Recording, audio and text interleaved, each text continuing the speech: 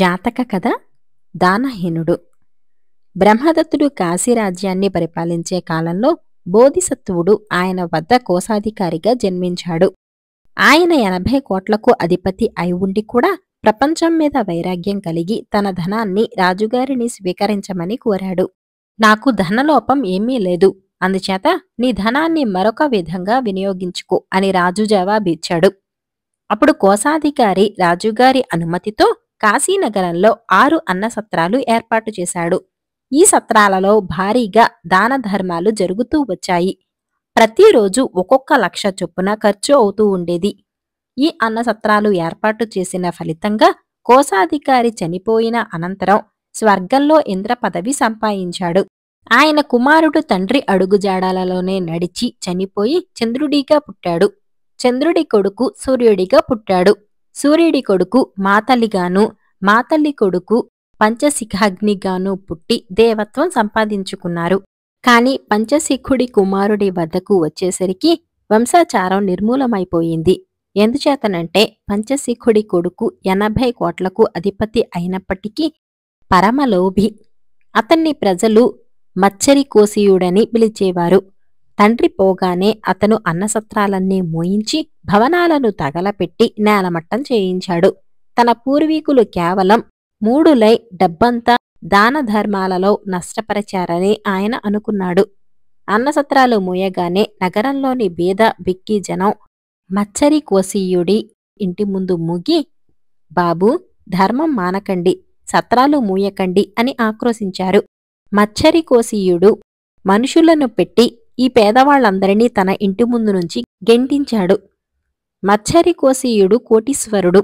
తన తాతతండ్రులలాగే రాజుగారి వద్ద కోశాధికారిగా పనిచేస్తున్నాడు.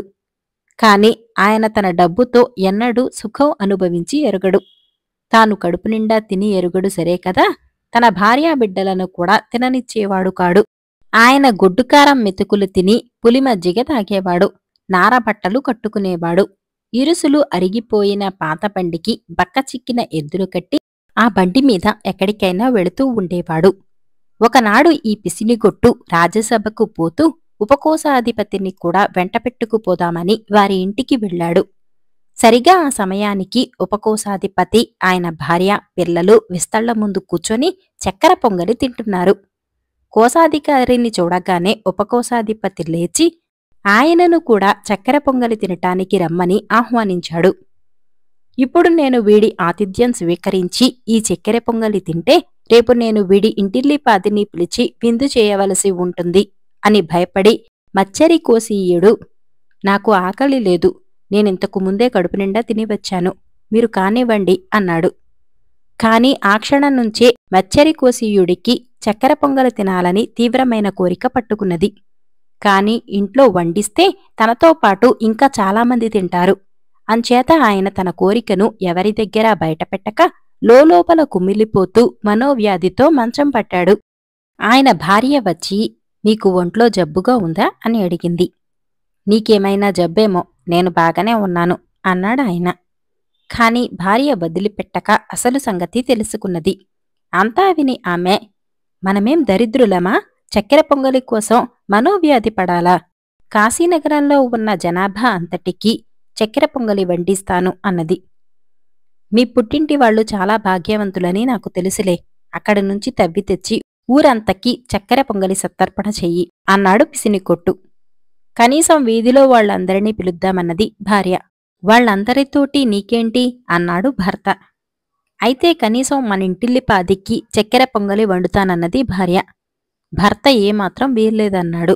సరే అయితే మీకు నాకు వండుతాను అన్నది భార్య. మధ్య నువ్వు దేనికి అన్నాడు భర్త కోపంగా. అయితే మీ ఒక్కరి కోసమే వండుతాను సరేనా అన్నది భార్య. అసలు ఇంట్లో వండటానికి వీల్లేదు. ఇంత బియ్యము, పాలు, నెయ్యి, తేనె చేతికియ్యి, వంటపాత్రలు కూడా ఇయ్యి, నేను అడవికి వెళ్లి చక్కెర పొంగలి వండుకొని తింటాను అన్నాడు భర్త. భార్య ఆయనకు కావలసిన వస్తువులన్నీ ఇచ్చింది. వాటిని ఒక బానిసవాడి చేత మోయించుకుని మచ్చరికోశీయుడు ముసిగు కప్పుకొని నదీతీరం వెంబడి ఉండే అరణ్యానికి వెళ్లాడు. నదీతీరాన ఒక పొద పక్కన పొయ్యి ఏర్పాటు చేసి తన నౌకరు చేత వంటకట్టెలు, నీరు తెప్పించి వాణ్ణి వెళ్లి రహదారి మీద నిలబడమన్నాడు. ఎవరన్నా దారి వెంట వస్తుంటే నాకు తెలియచెయ్యి. నీతో నాకు పని ఉంటే కేక వేస్తాను. నేను పిలిస్తే కాని రాకు అని వాడితో చెప్పాడు. ఈ లోపల ఇంద్రుడు తన 6వ తరం వాడైన మచ్చరికోశీయుణ్ణి గురించి తెలుసుకున్నాడు.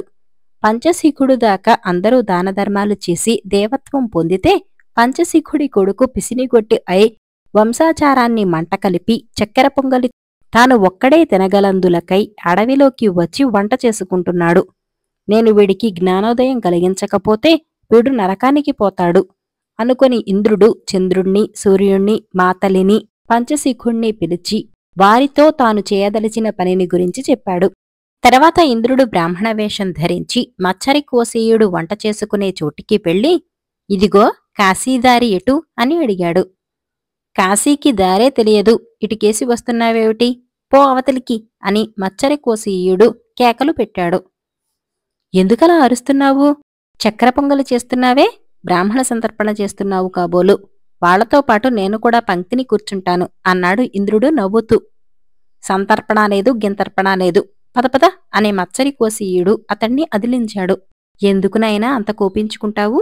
అభ్యాగతిని, నీతో పాటు ఆ వండినదేదో ఇంత పెడితే పుణ్యమే కాని పాపం రాదే అన్నాడు ఇంద్రుడు. నేను నీకు ఒక్క మెతుక్కూడా పెట్టను, ఇది నాకే చాలదు. నేనే ముష్టెత్తుకు తెచ్చుకున్నాను, అందులో మళ్ళీ నీకు ముష్టా? అదేం కుదరదు అన్నాడు మచ్చరికోశీయుడు. కొంచెంలో కొంచెమే దానం చెయ్యి, ఎక్కువ ఉంటే ఎక్కువ దానం చెయ్యి. ఒంటరిగా ఎన్నడూ తినరాదు. దానం వల్ల ఉత్తమ లోకాలు కలుగుతాయి అని ఇంద్రుడు బోధ చేశాడు. చిట్ట చివరకు మచ్చరకోశీయుడు, సరే అలాగే కూచో, నీక్కూడా కొంచెంగా చక్కెర పొంగలి పెడతాను అన్నాడు. ఇంతలో చంద్రుడు కూడా బ్రాహ్మణ వేషం ధరించి వచ్చి చక్కెర పొంగలి యాచించాడు. అతన్ని కూచోమనక మచ్చరకోశీయుడికి తప్పలేదు. తర్వాత సూర్యుడు, మాతల్లి, పంచశిఖుడు కూడా బ్రాహ్మణ వేషాలలో వచ్చి పక్కనే తిష్టవేశారు. త్వరలోనే చక్కెర పొంగలి తయారైంది. వడ్డిస్తాను, ఆకులు తెచ్చుకోండి అన్నాడు మచ్చరికోశీయుడు. బ్రాహ్మణులు చేతులు చాచేసరికి వారి చేతుల్లోకి పెద్ద పెద్ద బండి చక్రాలంతా తామరాకులు వచ్చాయి. ఇంతంత పెద్ద ఆకుల్లో నేను వడ్డించను, మందార పత్రాల్లాంటివి తెచ్చుకోండి అన్నాడు మచ్చరికోశీయుడు. వాళ్లు మందార పత్రాలు తెచ్చుకున్నా అవి పెద్ద అరటి ఆకుల ప్రమాణంలో ఉన్నాయి. మచ్చరికోశీయుడు చక్కెర పొంగలి వడ్డించాడు. వారందరికీ పెట్టిన పాత్రలో ఇంకా చాలా చక్కెర పొంగలి మిగిలిపోయింది. ఇంతలో పంచశిఖుడు కుక్కరూపం ధరించి ఆ పాత్రలో మూతి పెట్టపోయాడు. సమయానికి మచ్చరకోశీయుడు పాత్రకు తన చేతులు అడ్డం పెట్టాడు. కాని ఆయన చేతులకు కుక్క ఎంగిలి తగిలింది. నేను చెయ్యి కడుక్కోటానికి కాసిని నీళ్లు తెచ్చి పెట్టండి అని ఆయన బ్రాహ్మణులను కోరారు. వారు నిర్మోహమాటంగా మేము తీసుకురాము అని చెప్పారు. నా చక్కెర పొంగలి తింటూ ఆ మాత్రమైన విశ్వాసం లేదా అని మచ్చరికోశీయుడు వారిని అడిగాడు. వారు ససేమేరా తీసుకురామన్నారు. అయితే నా పాత్రను కాస్త చూస్తూ ఉండండి, నేనే వెళ్లి నీళ్లు తెచ్చుకుంటాను అంటూ మచ్చరికోశీయుడు నది వద్దకు దిగి వెళ్లసాగాడు. వెంటనే కుక్క చక్కెర పొంగలి ఉన్న పాత్రలో మూతి పెట్టేసింది. మచ్చరికోశీయుడికి కోపం వచ్చి ఒక కర్ర తీసుకుని కుక్క వెంటపడ్డాడు. అయితే ఆ కుక్క అంతలోనే గుర్రం ఆకారం ధరించి మచ్చరికోశీయుణ్ణి తరమసాగింది. అది క్షణక్షణానికి రంగులు మారుతూ కాసేపు చిన్నదవుతూ కాసేపు పెద్దదవుతూ కనపడింది. మచ్చరికోశీయుడు ప్రాణభీతితో గిజగిజలాడాడు. అతడు బ్రాహ్మణులను, బాబూ, నన్ను ఈ గుర్రం బారి నుంచి రక్షించండి అని కోరాడు. వెంటనే ఆ 5గురు తమ నిజరూపాలతో గాలిలోకి లేచి నిలబడ్డారు. మీరు మనుషులు కారు, దేవతలు. మీ పేర్లేమిటో, ఎందుకు దయచేశారో చెప్పండి అన్నాడు మచ్చరికోశీయుడు. మేము నీ పితృదేవతలం. మానవ జన్మ ఎత్తి దానాలు చేసిన ఫలితంగా దేవత్వం సంపాదించుకున్నాం. నువ్వు లోభివై వంశాచారాన్ని మంట కలిపి నరకం సంపాదించుకుంటున్నావు. నీకు గుణపాఠం చెప్పే నిమిత్తమై వచ్చాము. ఇంటికి పోయి దానధర్మాలు చేసి మాలాగే దేవత్వం సంపాదించుకో అన్నాడు ఇంద్రుడు. మచ్చరికోశీయుడి బుద్ధి మారిపోయింది. ఆయన ఇంటికి వెళ్లి తన ధనమంతా పేదలకు దానం చేసి తపస్సు చేసుకోవటానికి హిమాలయాలకు వెళ్లిపోయాడు.